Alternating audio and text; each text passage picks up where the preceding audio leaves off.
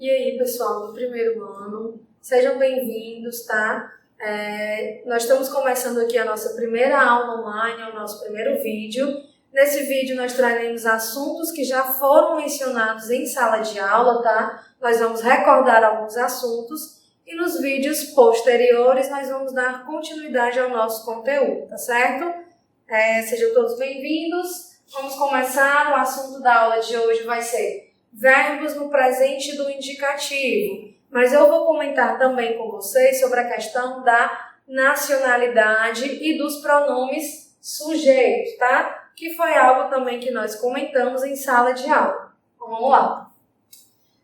Pessoal, só frisando mais uma vez, nós vamos ver o presente do indicativo, tá? E nós vamos ver pronomes sujeitos.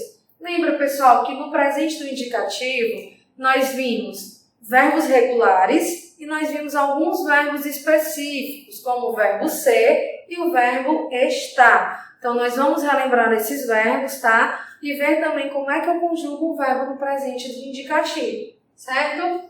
Então, eu tenho aqui. Para que eu uso o modo indicativo? A gente sabe que existe no português, assim como no espanhol, um modo indicativo, o modo subjuntivo e o modo imperativo. O indicativo é o mais básico, tá? A gente começa sempre por ele e dá para fazer algumas associações com o português. Então, nós vamos hoje ver o modo indicativo presente do indicativo. O modo é indicativo e o tempo verbal a gente chama de presente do indicativo, assim como há outros também, tá? Mas nós vamos focar neles. O que o indicativo ele expressa, o que ele indica, para que ele serve? Ele vai expressar ações reais e concretas. Por exemplo, Maria estuda enfermeria por la tarde. Eu estou dando uma ação concreta, eu estou comprovando um fato. A Maria, ela estuda enfermagem pela tarde. Então, esse é o principal ponto do modo indicativo. É expressar uma ação real, é um fato que está acontecendo, tá? E que eu tenho uma comprovação, certo?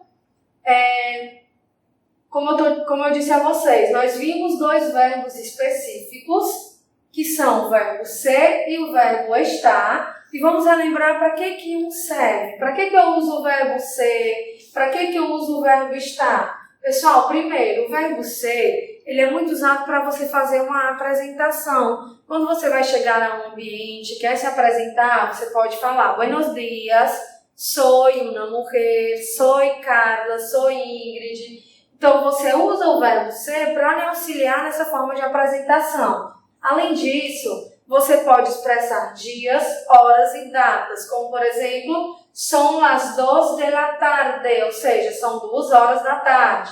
Ou uma característica essencial ou permanente da pessoa. Gabi es argentina, ou seja, ela é argentina. Eu estou dando uma característica permanente, tá? Essa é a sua nacionalidade. Aí aqui, da nacionalidade, eu posso puxar um gancho e falar para vocês do que a gente já viu que foram as nacionalidades, né? Lembra, pessoal, que eu passei até uma atividade no caderno em relação a isso e no livro tinham exercícios que falavam sobre as nacionalidades, tinha uma lista de países onde nós fomos colocando, né, quais eram as nacionalidades de cada país. Então, dá uma olhadinha no livro de vocês, dá uma olhadinha no caderno, para a gente relembrar, né, essas nacionalidades. Como, por exemplo, uma pessoa que nasce na Argentina terá sua nacionalidade argentina. Brasil, brasileño ou brasileña. Como, por exemplo,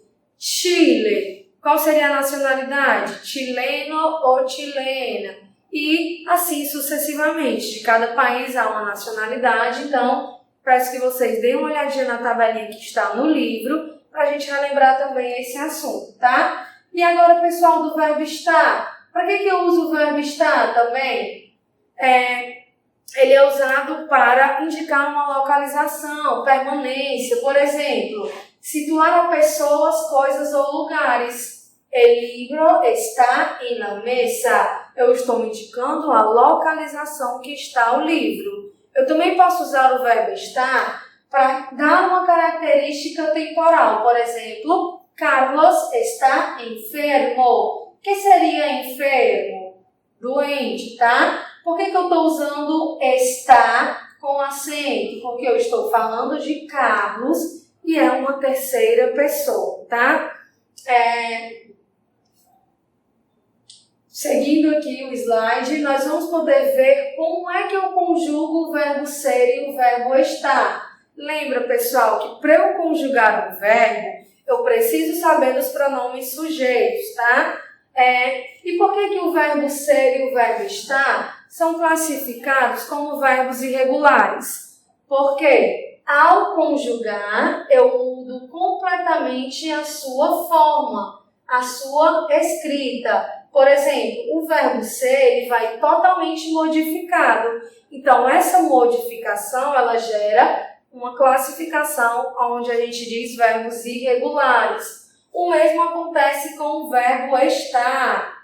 Ele muda completamente o seu radical. Então, aparecem letras diferentes. Então, essa mudança gera uma irregularidade, tá? Então, vamos conjugar comigo aí o verbo ser no presente do indicativo, tá? Yo soy, tú eres, él, ella, usted, es. Esses três verbos formando o grupo do singular.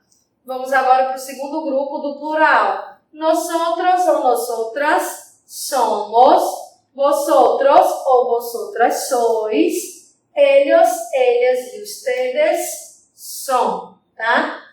Agora com o verbo estar, pessoal. Primeira pessoa, yo estoy. Segunda, tú estás. Lembrando que tiene una tilde, que a gente chama de acento, tá certo? Él, ella ou usted está. Nosotros ou nosotras estamos. Vosotros ou vosotras estáis. E ellos, ellas e ustedes estão. Tenham atenção para o verbo estar, pessoal. Por quê? Porque ele pode ser confundido com o pronome demonstrativo. Mas como assim? Se eu não acentuar o meu verbo corretamente, ele vai me dar uma outra classe gramatical. Esta. Então, esta é um pronome demonstrativo. Então, tenham cuidado para vocês não esquecerem de um simples acento que faz toda a diferença, tá certo? Nós vamos entrar agora aqui nos pronomes pessoais. Pessoal, no espanhol é basicamente parecido com o português, tá? Em relação a isso, mas obviamente que vai mudar, né? Questão de pronúncia, questão de palavra, mas o pensamento é o mesmo. Então, eu tenho 3 pessoas que formam um grupo do singular e eu tenho 3 pessoas que formam um grupo do plural. Quais são as 3 pessoas do singular? Yo, que é a primeira pessoa, tu, que é a segunda, aí eu tenho él, ella e usted. Él com acento é diferente do ele sem acento, porque se eu, pessoal, por acaso colocar o ele sem o meu acento, é igual o esta, ele vai me gerar uma outra classificação. E qual classificação que eu, inclusive, disse a vocês em sala, que eu colocaria aí para o ele sem acento? Ele, pessoal, é um artigo, lembra? Lembra que eu coloquei para vocês, pessoal? Não confundam o ele, que é um sujeito e tem um acento, para o ele, que é um artículo que não tem la tilde. Por ejemplo, puedo decir el libro. O livro. Eu jamais posso acentuar, né, um artigo que vai perder todo o sentido da minha palavra, né, do meu substantivo, tá certo? Então, não confundam. Seguindo aqui. Nosotros ou nosotras, esses 3 formando o grupo do plural, tá? Vosotros ou vosotras, é importante que vocês tenham em mente que essas 2 pessoas, elas possuem os 2 gêneros. Eu coloco tanto no masculino plural como no feminino plural, tá? Assim como acontece com vosotros e vosotras. E na nossa última pessoa eu tenho ellos, ellas e ustedes, tá? Então é o seguinte, vocês devem estar se perguntando por que eu destaquei alguns pronomes sujeito e outros eu deixei fora do destaque. Por quê, pessoal? Em espanhol também temos a questão de tipos de tratamento. Eu tenho o tratamento informal e o tratamento formal. Qual é a diferença? Qual é a diferença entre um e outro? Bom, foi discutido em sala que o tratamento informal, pessoal, é aquele que se dá entre amigos, que é uma coisa que você não precisa, né, se preocupar tanto, né, na questão do respeito. Você tem mais intimidade com a pessoa, né? Quando você conversa com uma pessoa mais íntima, você usa o tratamento informal, como por exemplo, hola, ¿qué tal? Como te llamas? Então, eu estou usando o tratamento informal. Então, é sempre bom associar no espanhol o pronome te também com um tipo de tratamento informal. Foi como eu acabei de dizer na pergunta, como te llamas? Então, esse te, pessoal, ele me garante que eu estou dando um certo tipo de tratamento àquela pergunta, que eu tenho mais intimidade com a pessoa e que eu estou usando um tratamento informal. Então, lembrando, tu, dentre os pronomes sujeito, é o que rege para o tratamento informal na forma do singular. Agora, se eu quiser falar de uma maneira informal no plural, eu consigo? Eu posso? Pode. Então, nós vamos representar o pronome vosotros e vosotras para o uso do tratamento informal. Por exemplo, vosotras sois argentina? Então, eu estou perguntando se vocês, né, são argentina. Pessoal, então só relembrando, tu, vosotras e vosotras, nós usamos o tratamento informal, junto também com o pronome te, tá? E agora o tratamento formal, como é que eu uso? Quando é que eu devo utilizar? Bom, tratamento informal, pessoal, a gente vai utilizar quando se trata de um diálogo onde há um respeito maior, como por exemplo, como você fala com a sua mãe, como você fala com o professor, com o diretor da sua escola. Então, há uma diferença, né, entre o tipo de tratamento que você deve, né, tratar a algumas pessoas. Então, o tratamento formal, na forma do singular, ele é representado pelo pronome usted. Por exemplo, como se llama? Diferentemente do pronome tu, que você lembra que eu acabei de dizer que o tu é representado pelo pronome te, já o usted é representado pelo pronome se. Então, pessoal, dá para você reconhecer o tipo de tratamento, tá? Através de perguntas, de frases. Então, se eu perguntar como te llamas, eu estou usando um tratamento informal, e como se llama, eu estou usando um tratamento formal, certo? E usted, se eu for traduzir para o português, usted significa você, certo? E é a mesma coisa, aí vocês se perguntam, como é que eu colocaria o tratamento formal no plural? Eu vou representá-lo pelo pronome ustedes, tá? Então, isso, pessoal, é um assunto básico que nós vimos em sala de aula, nós fizemos vários exercícios sobre o tipo de tratamento, tá? Sobre, por exemplo, como é que eu posso usar o pronome sujeito, como é que eu coloco em uma frase, tá? Então, eu queria que vocês relembrassem esses exercícios. Quem não fez, quem não me entregou, né? Tem a oportunidade agora de fazer. Quem já fez, refaz. Vê também o caderno, para quem ainda não tinha adquirido o livro, eu passava exercícios no caderno sobre o assunto também. Então, é importante você dar uma relembrada, porque eu vou passar um exercício sobre esse assunto para vocês, né, treinarem quanto mais melhor, né, melhor fixa o conteúdo aí. E agora, pessoal, nós vamos aqui tentar, né? Coloquei algumas frases aqui para vocês tentarem praticar em casa aí, tá? Como é que eu vou saber se eu vou conjugar o verbo ser ou o verbo estar? Gente, às vezes pode ser que em uma mesma frase caiba os dois verbos, mas aí você vai pela coerência. Qual se encaixaria melhor nessa forma? Lembrando, às vezes, tem muita gente que confunde e quando eu peço para conjugar o verbo, você vai e automaticamente você, por exemplo, mi bicicleta tem um espaço azul. Então aí você pensa, vou colocar o verbo ser. Aí você acha que só pelo fato de você colocar ser aqui, você já está conjugando o seu verbo. Mas não, pessoal, é importante que você tenha em mente que você precisa flexionar esse verbo. Aqui eu tenho dois verbos no infinitivo.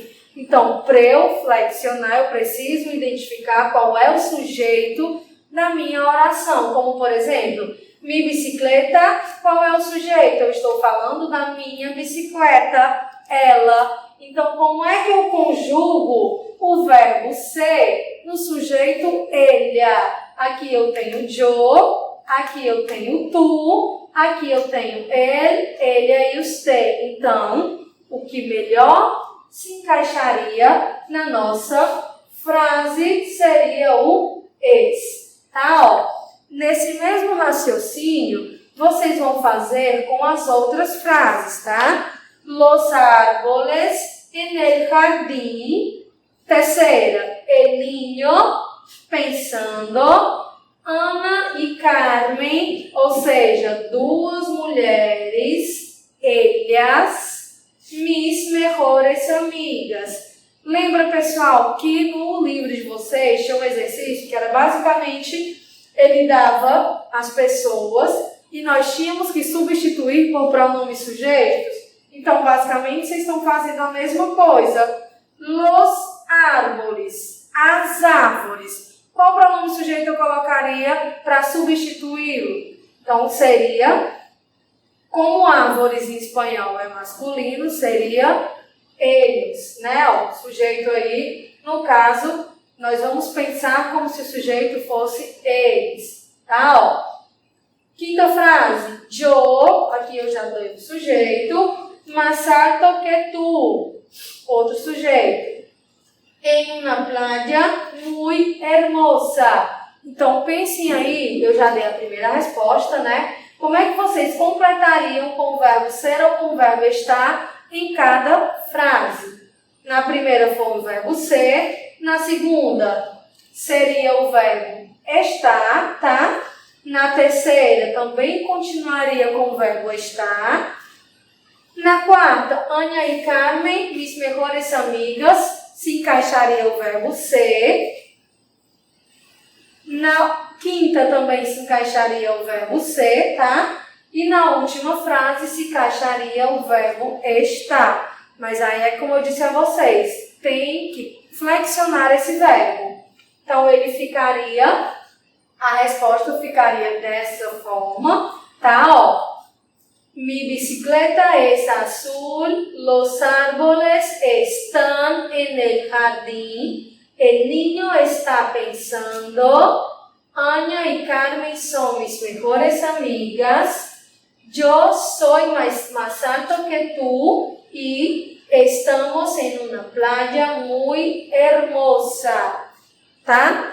Então, se você teve dificuldade em responder a essas frases, dá uma estudada também, volta o vídeo para você ter mais ou menos a noção de como é que eu conjugo o verbo ser ou o verbo estar. Porque, pessoal, esses dois verbos é o pontapé inicial do espanhol. Aprender esses verbos é essencial para que mais na frente vocês não tenham dificuldades em relação a isso, tá? É como eu disse a vocês, aqui a gente está conjugando no presente e no indicativo. E esses dois verbos são irregulares. Mas nós vimos também os verbos regulares. Então, o que é que eu quero de vocês? Dá uma olhadinha. Como é que eu conjugo o verbo regular no presente e no indicativo? Lembra que tem aquelas terminações Como é que eu conjugo o verbo amar no presente do indicativo? Por exemplo, conjuguem comigo. Eu amo, tu amas, ele ou usted ama. Nosotros amamos, vosotros amais, ellos, ellas e ustedes amam. Então, há uma diferença entre verbos regulares e irregulares. Por quê? Porque os verbos regulares, pessoal, eles possuem regras. Eu tenho uma regra específica para conjugar um verbo regular no presente do indicativo. Mas eu tenho uma regra para os irregulares? Não. Então é por isso que eu quis frisar hoje nessa nossa aula os verbos irregulares, tá? Porque eles não apresentam nenhuma regra. Então dá uma olhadinha como é que eu conjugo o verbo regular, tá? Que foi comentado isso também com vocês, tá certo? E refaçam as atividades do livro. Essa é uma dica que eu estou dando para vocês, né? Verem como é que está em relação a esse conteúdo que nós passamos um mês parado, tá certo? Então vamos retomando aos poucos, que com o avançar da carruagem a gente vai aumentando os conteúdos, tá certo? Então, tenham atenção, eu vou passar uma atividade para vocês no Classroom, vou estar disponível também no Classroom para poder tirar dúvida, explicar, né, novamente se você teve, né, algum problema em fazer o exercício, tá certo? Esses exercícios pessoais vão ser cobrados, vai ser gerada uma nota de atividade, então é importante que você tenha o seu material, que você tenha adquirido o seu livro, para você poder acompanhar da melhor forma possível esse conteúdo, tá certo? Eu espero que esteja tudo bem com vocês em casa, com os seus familiares. Nós, né, estamos voltando aí de uma maneira remota, mas é importante, é necessário. Esse foi o nosso primeiro vídeo. Espero que vocês tenham compreendido bem, tá certo? Nos nossos próximos vídeos serão outros conteúdos. Nós vamos dar continuidade sempre ao nosso livro, tá certo? Então é por isso, é importante que você tenha um livro enquanto você está assistindo o vídeo. Faça suas anotações no caderno, porque é para vocês esse benefício maior, tá? Fiquem com Deus e até a próxima aula.